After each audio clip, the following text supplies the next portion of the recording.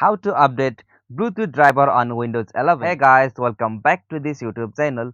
Today I will show you that how can you update Bluetooth driver on your Windows 11. So let's get started. On this process, at first you'll have to do right click at of your Windows icon just at the bottom of your taskbar, or you can also use the shortcut key like Windows plus X. So simply you have to do that, and after you right click or use the shortcut key, you will have to go to the options like device manager. So simply click on device manager. Alright, so from the device manager section you'll have to go to the options like network adapter. So simply click on it.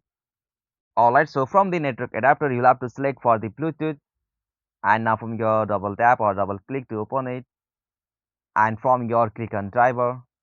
Okay, so from the driver section, you'll have to go the option update driver. So simply after you click on that option, it will automatically showing the two options like search automatically for driver, or you can also browse your computer for the driver. So it is best to go with the options like search automatically for driver. So after you click on that, you will be able to see update for your Bluetooth driver. So after you find it, you'll have to just click on that option, and from there you can easily install the latest driver of your Bluetooth on your Windows 11 PC or laptop. So this is the easiest and simplest method.